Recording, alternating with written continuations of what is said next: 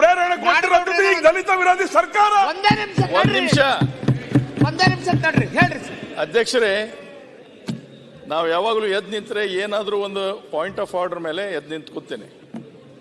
ನೀವು ನಿಯಮ 69 ಅಡಿಯಲ್ಲಿ ಇದನ್ನ ಚರ್ಚೆಗೆ ತೆಗೆದುಕೊಂಡಿದ್ದೀರಿ, ಕಾಲ ನಿಗದಿ ಮಾಡಿದ್ದೀರಿ. ಇವತ್ತು 3 ದಿವಸ ಆಯ್ತು.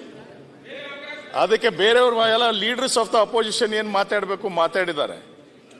ಬೇಗ ಮುಖ್ಯಮಂತ್ರಿ ಅವ್ರದ್ದು ಅದಕ್ಕೆ ಉತ್ತರ ಕೊಡ್ತಾರೆ. ಮುಗಿಸ್ರಿ ಇದನ್ನ ಏನು ಎಂತೆ ತೌಡ್ ಕೊಟ್ಟು ಕೆಲಸ ಮಾಡಕ್ ಕೂತೀವೋ ಇಲ್ಲಿ, ಬೇರೆ ಏನು ಕೆಲಸ ಇಲ್ಲ ನಮಗೆ. ಏನ್ ಸ್ವಾಮಿ ಇದು? ಆಮೇಲೆ ಅವರು ಸುಪಾರಿ ಕೊಡುತ್ತೆ ಸರ್ಕಾರ ಅಂತ ಹೇಳ್ತಾರೆ, ನೀವು ಅದನ್ನ ಒಪ್ತೀರಾ?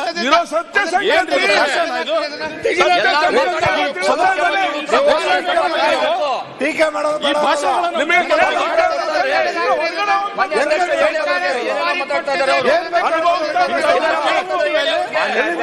ಸರ್ಕಾರಿ ವ್ಯವಸ್ಥೆ ಬಗ್ಗೆ ಹೇಳಿದ್ದಾರೆ. ಅವ್ರು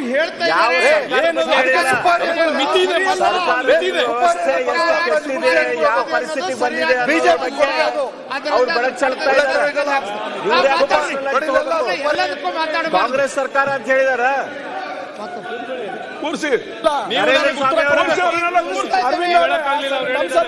ಪ್ರವೃತ್ತಿ ಇಲ್ಲ ಅಂದ್ರೆ ನಿಮ್ಮ ಸರ್ಕಾರಿ ವ್ಯವಸ್ಥೆ ಬಗ್ಗೆ ಹೇಳಿದ್ದಾರೆ.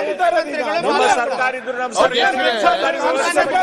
ಸರ್ಕಾರಿ ವಿರುದ್ಧ ಮಾತಾಡಬಾರ್ದು ಅಂತ ಸರ್ಕಾರಿ ವ್ಯವಸ್ಥೆ ಕೊಡ್ತಾರೆ.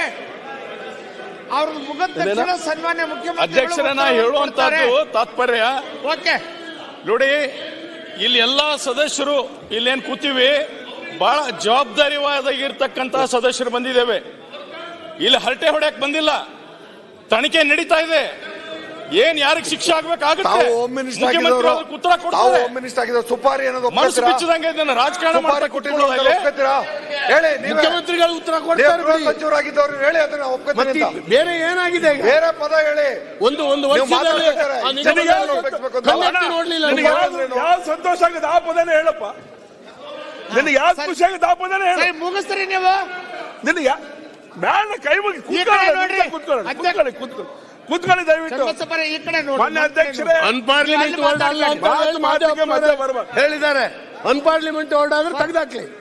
ನೀವು ಪದೇ ಹೇಳ್ತಾ ಇದ್ದೀರಿ.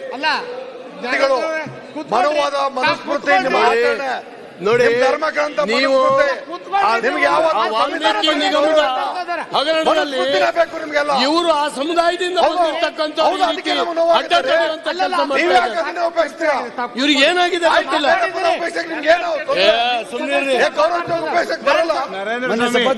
ಆದಿಗ ಅಂತ ನಿಮ್ಮ ಜಾತಿ ಮತ್ತೆ ಸಂಘರ್ಷ ಇಟ್ಟಿಲ್ಲ, ಅವ್ರಿಗೆ ಮೀಸಲಾತಿ ಕೊಡ್ತಾ ಇಲ್ಲ. ಒಂದ್ ಕಡೆ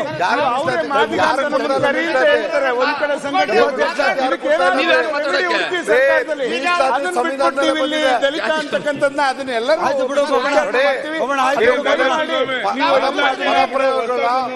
ಪದ ಪ್ರಯೋಗಗಳ ಬಗ್ಗೆ ನಿಮ್ಮ ಎಲ್ಲರಿಗಿಂತ